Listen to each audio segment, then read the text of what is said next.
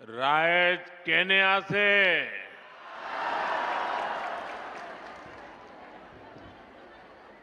आपना लुकोलोय मोर आंतरिक मोरम आरु श्रद्धा जाजिसो असम के गवर्नर लक्ष्मण प्रसाद आचार्य जी, मुख्यमंत्री हेमंता बिस्वा शर्मा जी, केंद्र में मेरे सहयोगी और यहीं के आपके प्रतिनिधि असम के पूर्व मुख्यमंत्री सर्बानंद सोनोवाल जी, असम सरकार के मंत्रीगण, सांसद, विधायक, अन्य महानुभाव और विशाल संख्या में आए हुए हम सबको आशीर्वाद देने के लिए आए हुए मेरे सभी भाई और बहनों, जितने लोग पंडाल में हैं उससे ज्यादा मुझे वहां बाहर दिखते हैं।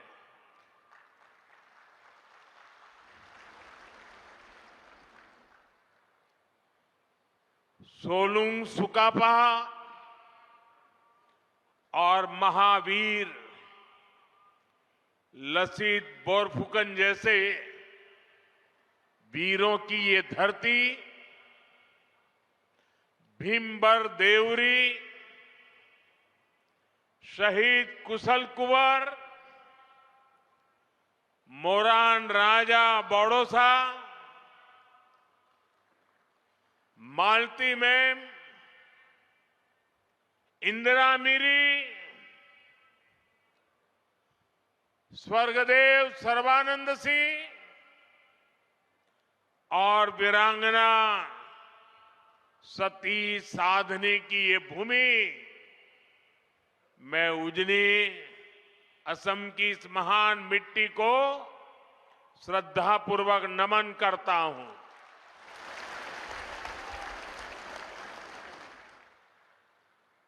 साथियों, मैं देख रहा हूं सामने दूर दूर तक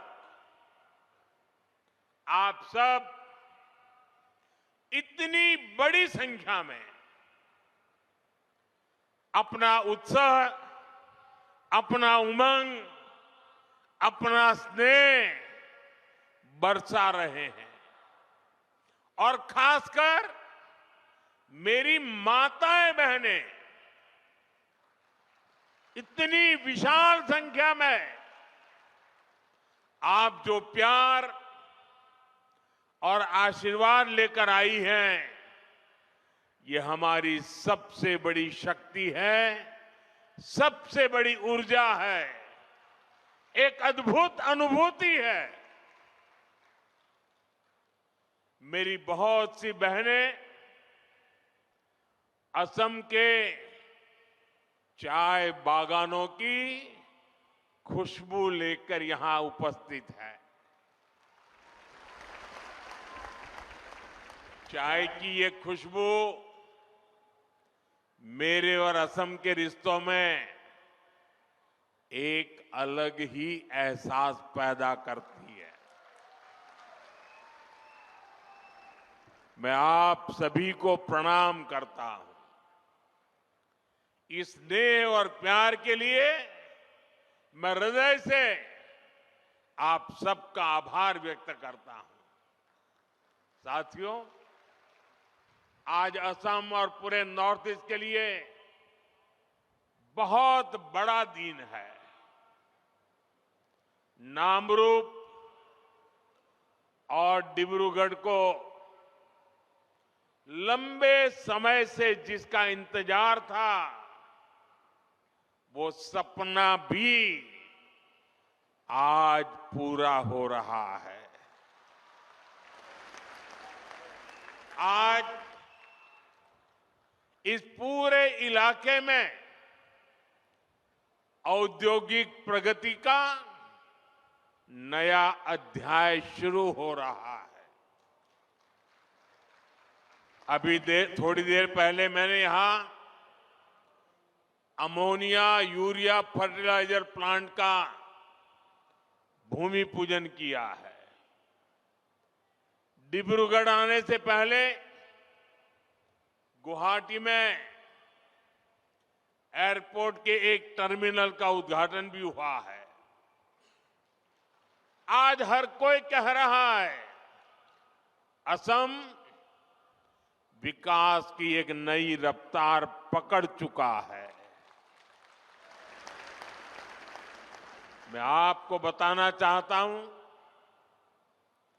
अभी आप जो देख रहे हैं, जो अनुभव कर रहे हैं, ये तो एक शुरुआत है। हमें तो असम को बहुत आगे लेकर के जाना है। आप सबको साथ लेकर के आगे बढ़ना है।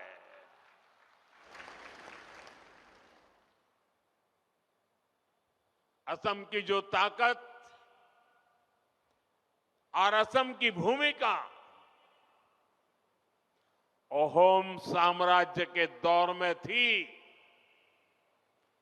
विकसित भारत में असम वैसी ही ताकतवर भूमि बनाएंगे। नए उद्योगों की शुरुआत, आधुनिक इंफ्रास्ट्रक्चर का निर्माण, सेमीकंडक्टर्स, उसकी मैन्युफैक्चरिंग, कृषि के क्षेत्र में नए अवसर,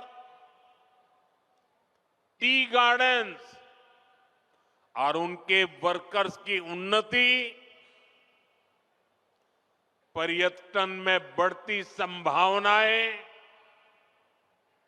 असम हर क्षेत्र में आगे बढ़ रहा है। मैं आप सभी को और देश के सभी किसान भाई बहनों को इस आधुनिक फर्टिलाइजर प्लांट के लिए बहुत बहुत शुभकामनाएं देता हूं। मैं आपको गुवाहाटी एयरपोर्ट के नए टर्मिनल के लिए भी बधाई देता हूं। बीजेपी की डबल इंजन सरकार में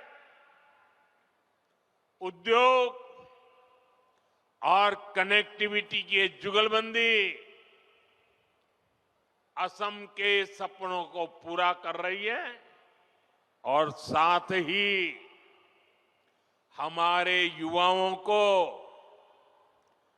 नए सपने देखने का हौसला भी दे रही है। साथियों, विकसित भारत के निर्माण में देश के किसानों की, यहां के अन्नदाताओं की बहुत बड़ी भूमिका है। इसलिए हमारी सरकार किसानों के हितों को सर्वोपरि रखते हुए दिन रात काम कर रही है। यहां आप सभी को किसान हितैषी योजनाओं का लाभ दिया जा रहा है। कृषि कल्याण की योजनाओं के बीच ये भी जरूरी है कि हमारे किसानों को खाद की निरंतर सप्लाई मिलती रहे। आने वाले समय में ये यूरिया कारखाना ये सुनिश्चित करेगा। इस फर्टिलाइजर प्रोजेक्ट पर करीब 11,000 करोड़ रुपए खर्च किए जाएंगे। यहां हर साल 12 लाख मैट्रिक टन से ज्यादा खाद बनेगी। जब उत्पादन यही होगा तो सप्लाई तेज होगी, लॉजिस्टिक का खर्चा घटेगा। साथियों, नाम रूप की ये यूनिट रोजगार, स्वरोजगार के हजारों नए अवसर भी बनाएगी। प्लांट के शुरू होते ही अनेकों लोगों को यहीं पर स्थायी नौकरी भी मिलेगी। इसके अलावा जो काम प्लांट के साथ जुड़ा होता है, मरम्मत हो, सप्लाई हो, कंस्ट्रक्शन का बहुत बड़ी मात्रा में काम होगा, यानी अनेक काम होते हैं। इन सब में भी यहां के स्थानीय लोगों को और खास करके मेरे नौजवानों को रोजगार मिलेगा। लेकिन भाइयों बहनों, आप सोचिए, किसानों के कल्याण के लिए काम बीजेपी सरकार आने के बाद ही क्यों हो रहा है?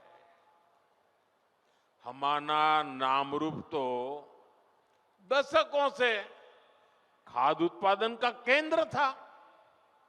एक समय था जब यहां बनी खाद से नॉर्थ ईस्ट के खेतों को ताकत मिलती थी, किसानों की फसलों को सहारा मिलता था। जब देश के कई हिस्सों में खाद की आपूर्ति चुनौती बनी, तब भी नामरूप किसानों के लिए उम्मीद बना रहा। लेकिन पुराने कारखानों की टेक्नोलॉजी के समय के साथ पुरानी होती गई और कांग्रेस की सरकारों ने कोई ध्यान नहीं दिया। नतीजा ये हुआ कि नामरूप प्लांट की कई यूनिट्स इसी वजह से बंद होती गई। पूरे नॉर्थ ईस्ट के किसान परेशान होते रहे, देश के किसानों को भी तकलीफ हुई, उनकी आमदनी पर चोट पड़ती रही, खेती में तकलीफें बढ़ती गई। लेकिन कांग्रेस वालों ने इस समस्या का कोई हल ही नहीं निकाला। वो अपनी मस्ती में ही रहे। आज हमारी डबल इंजन सरकार कांग्रेस द्वारा पैदा की गई उन समस्याओं का समाधान भी कर रही है। साथियों, असम की तरह ही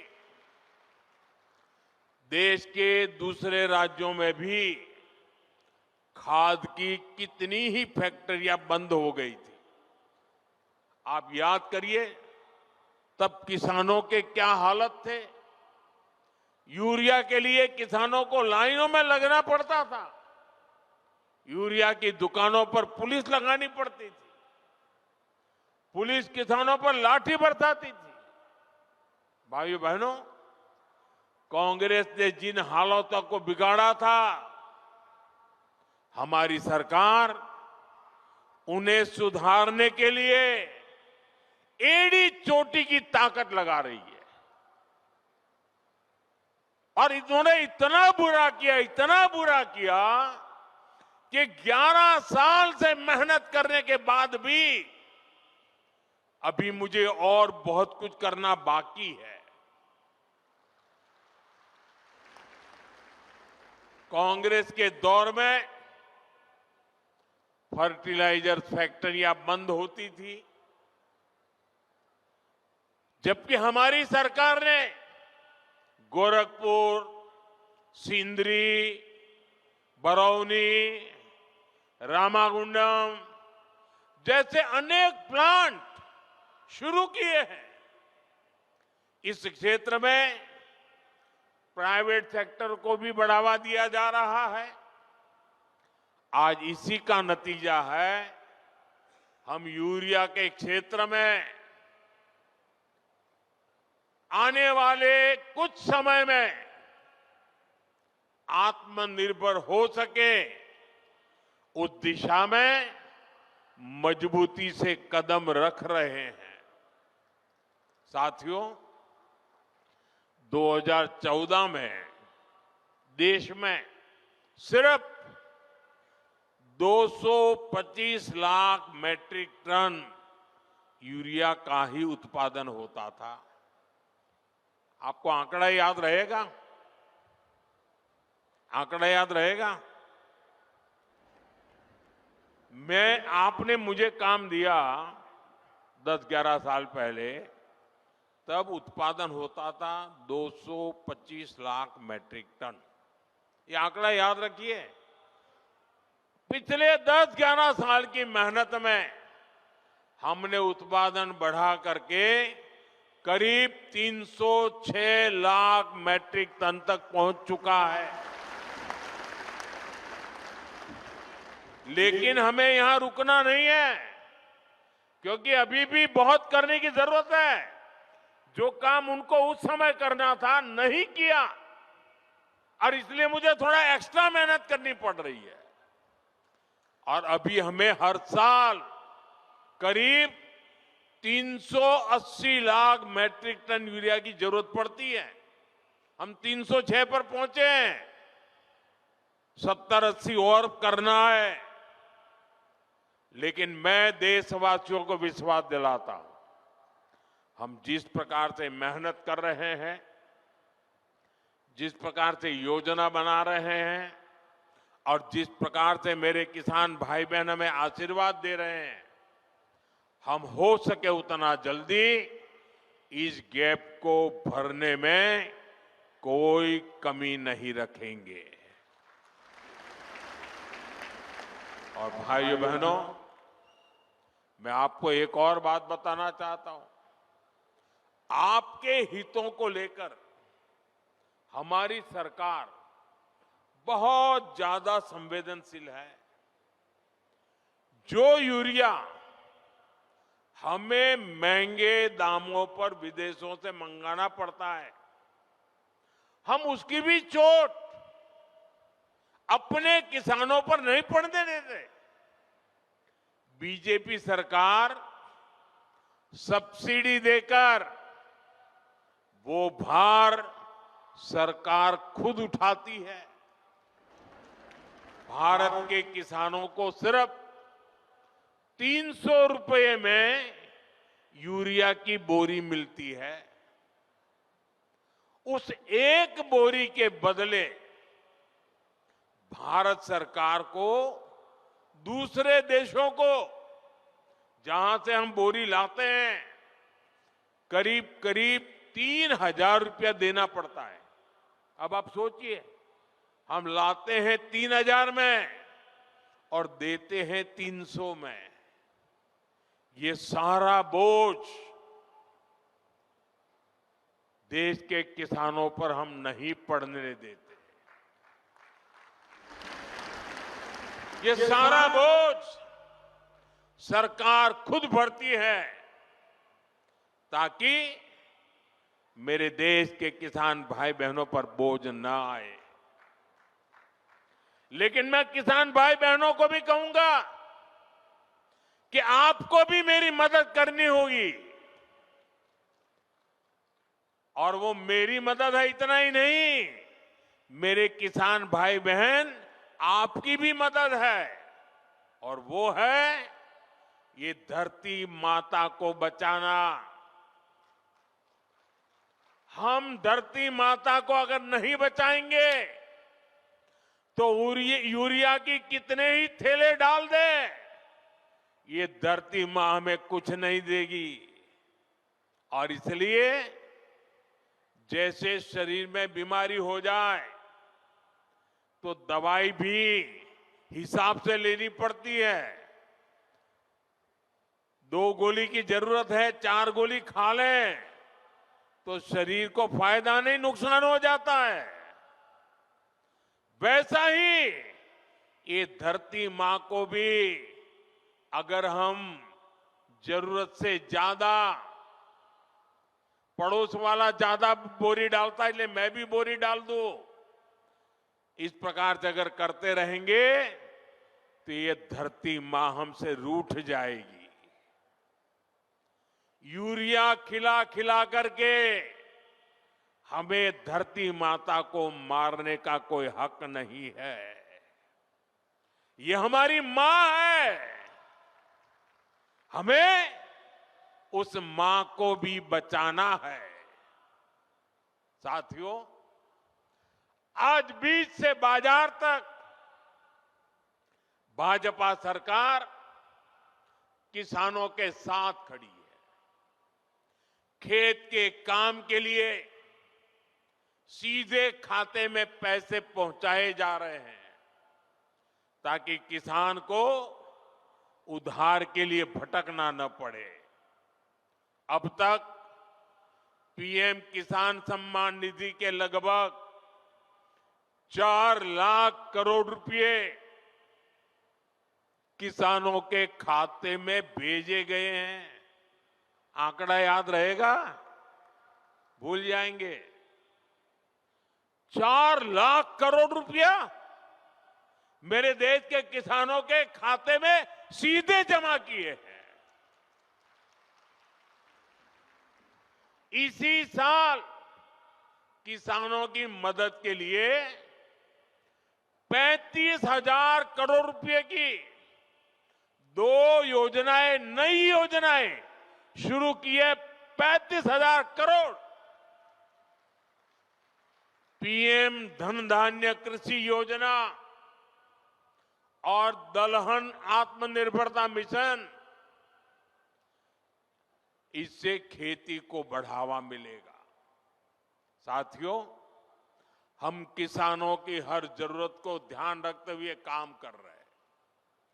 खराब मौसम की वजह से फसल नुकसान होने पर किसान को फसल बीमा योजना का सहारा मिल रहा है।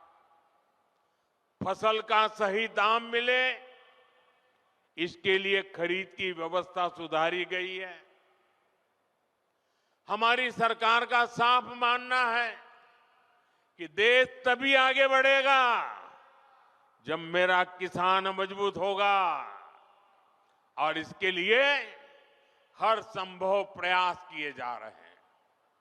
साथियों, केंद्र में हमारी सरकार बनने के बाद हमने किसान क्रेडिट कार्ड की सुविधा से पशुपालकों और मछली पालकों को भी जोड़ दिया था। किसान क्रेडिट कार्ड केसीसी, ये केसीसी की सुविधा मिलने के बाद हमारे पशुपालक, हमारे मछली पालन करने वाले, इन सबको खूब लाभ उठा रहा है।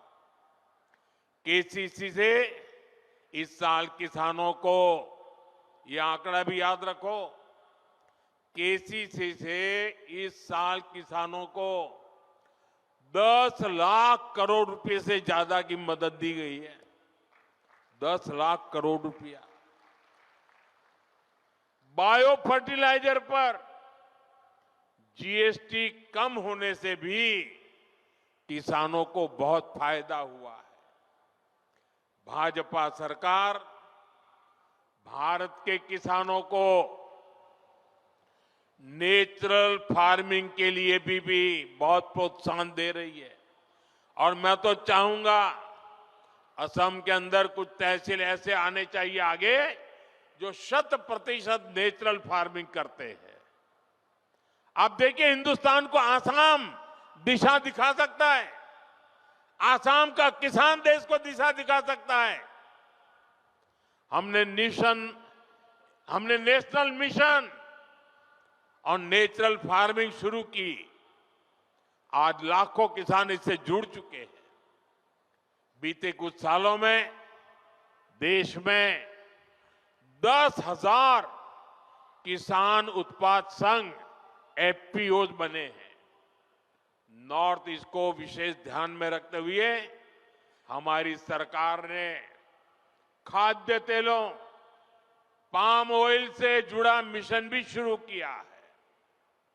ये मिशन भारत को खाद्य तेल के मामले में आत्मनिर्भर तो बनाएगा ही, यहां के किसानों की आय भी बढ़ाएगा। साथियों, यहां इस क्षेत्र में बड़ी संख्या में हमारे टी गार्डन वर्कर्स भी हैं।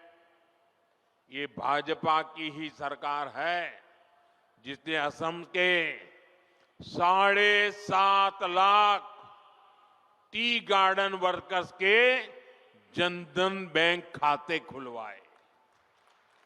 अब बैंकिंग व्यवस्था जुड़ने की वजह से इन वर्कर्स के बैंक खातों में सीधे पैसे भेजे जाने की सुविधा मिली है। हमारी सरकार टी गार्डन वाले क्षेत्रों में स्कूल, रोड, बिजली, पानी, अस्पताल की सुविधाएं बढ़ा रही है। साथियों, हमारी सरकार सबका साथ, सबका विकास के मंत्र के साथ आगे बढ़ रही है। हमारा ये विजन देश के गरीब वर्ग के जीवन में बहुत बड़ा बदलाव लेकर आया है। पिछले 11 वर्षों में हमारे प्रयासों से, योजनाओं को धरती पर उतारने के कारण 25 करोड़ लोग, यह आंकड़ा भी याद रखना, 25 करोड़ लोग गरीबी से बाहर निकले हैं। देश में एक नियो मिडिल क्लास तैयार हुआ है। ये इसलिए हुआ है क्योंकि बीते वर्षों में भारत के गरीब परिवारों के जीवन स्तर में निरंतर सुधार हुआ है। कुछ ताजे आंकड़े आए हैं जो भारत में हो रहे बदलाव के प्रतीक हैं। साथियों, और मैं मीडिया में ये सारी चीजें बहुत कम आती है और इसलिए मैं आपसे आग्रह करता हूं, मैं जो बातें बताता हूं जरा याद रख करके औरों को बताना। साथियों, पहले गांवों के सबसे गरीब परिवारों में 10 परिवार में से एक के पास 22 बाइक तक होती नहीं थी। 10 में से एक के पास भी नहीं होती। अभी जो सर्वे आए हैं, अब गांव में रहने वाले करीब करीब आधे परिवारों के पास बाइक या कार होती है। इतना ही नहीं, मोबाइल फोन तो लगभग हर घर में पहुंच चुके हैं। फ्रिज जैसी चीजें जो पहले लग्जरी मानी जाती थी, अब ये हमारे नियो मिडिल क्लास के घरों में भी नजर आने लगी है। आज गांवों की रसोई में भी वो जगह बना चुका है। नए आंकड़े बता रहे हैं कि स्मार्टफोन के बावजूद गांव में टीवी रखने का चलन भी बढ़ रहा है। ये बदलाव अपने आप में नहीं हुआ। ये बदलाव इसलिए हुआ है क्योंकि आज देश का गरीब सशक्त हो रहा है। दूर दराज के क्षेत्रों में रहने वाले गरीब तक भी विकास का लाभ पहुंचने लगा है। साथियों, भाजपा की डबल इंजन सरकार गरीबों, आदिवासियों, युवाओं और महिलाओं की सरकार है। इसलिए हमारी सरकार असम और नॉर्थ ईस्ट में दशकों की हिंसा खत्म करने में जुटी है। हमारी सरकार ने हमेशा असम की पहचान और असम की संस्कृति को सर्वोपरि रखा है। भाजपा सरकार असमिया गौरव के प्रतीकों को हर मंच पर हाईलाइट करती है।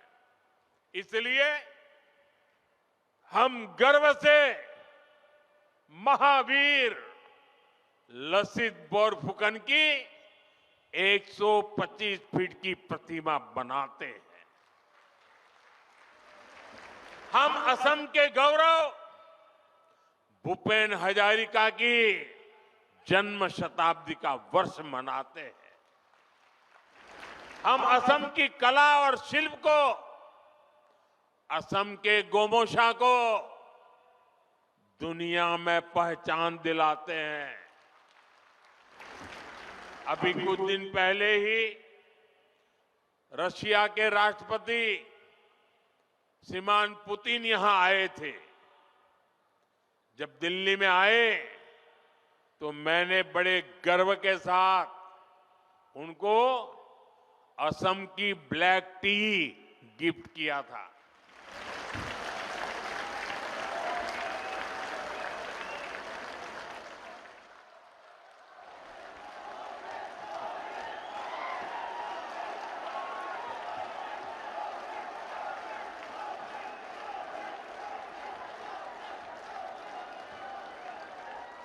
हम असम की मान मर्यादा बढ़ाने वाले हर काम को प्राथमिकता देते हैं।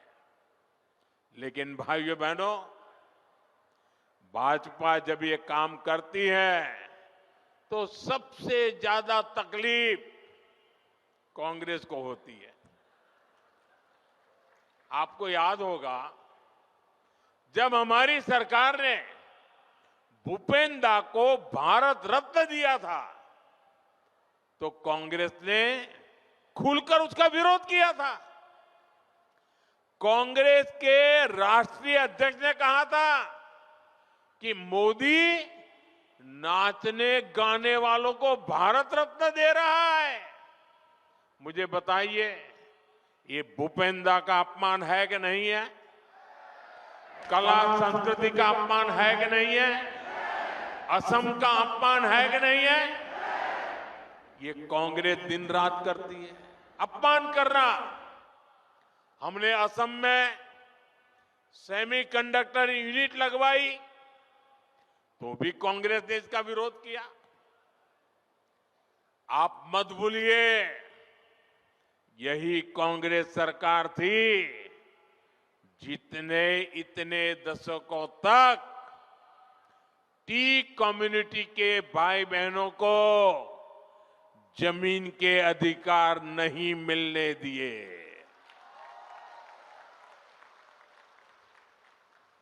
बीजेपी की सरकार ने उन्हें जमीन के अधिकार भी दिए और गरिमापूर्ण जीवन भी दिया। और मैं तो चाय वाला हूं, मैं नहीं करूंगा तो कौन करेगा?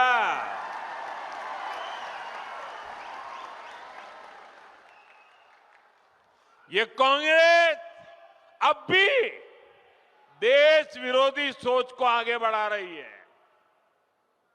ये लोग असम के जंगल, जमीन पर उन बांग्लादेशी घुसपैठियों को बसाना चाहते हैं जिनसे उनको वोट बैंक मजबूत होता है। आप बर्बाद हो जाए उनको इनकी परवाह नहीं है, उनको अपनी वोट बैंक मजबूत करनी है। भाइयों बहनों, कांग्रेस को असम और असम के लोगों से, आप लोगों की पहचान से कोई लेना देना नहीं है। इनको केवल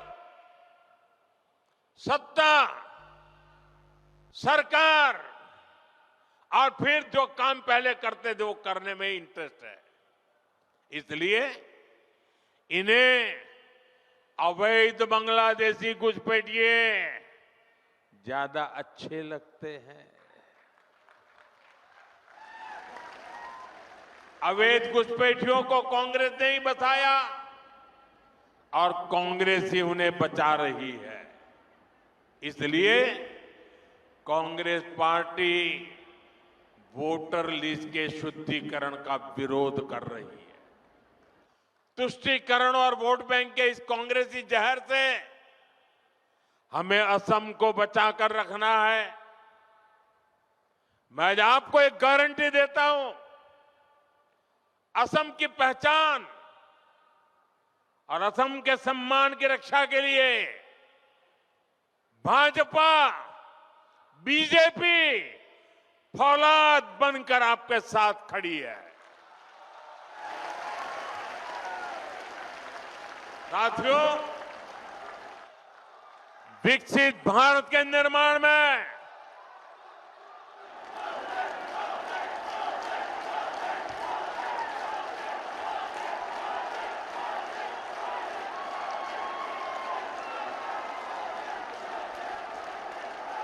आपके आशीर्वाद यही मेरी ताकत है।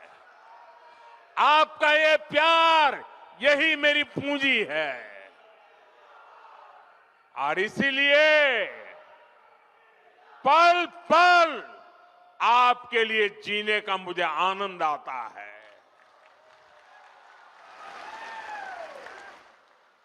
विकसित भारत निर्माण में पूर्वी भारत की हमारे नॉर्थ ईस्ट की भूमिका लगातार बढ़ रही है। मैंने पहले भी कहा है कि पूर्वी भारत भारत के विकास का ग्रोथ इंजन बनेगा। नाम रूप की ये नई यूनिट इसी बदलाव की मिसाल है। यहां जो खाद बनेगी वो सिर्फ असम के खेतों तक नहीं रुकेगी, ये बिहार, झारखंड, पश्चिम बंगाल और पूर्वी उत्तर प्रदेश तक पहुंचेगी। ये कोई छोटी बात नहीं है। ये देश की खास जरूरत में नॉर्थ ईस्ट की भागीदारी है। नामरूप जैसे प्रोजेक्ट ये दिखाते हैं कि आने वाले समय में नॉर्थ ईस्ट आत्मनिर्भर भारत का बहुत बड़ा केंद्र बनकर उभरेगा। सच्चे अर्थ में अष्टलक्ष्मी बनकर के रहेगा। मैं एक बार फिर आप सभी को नए फर्टिलाइजर प्लांट की बधाई देता हूं।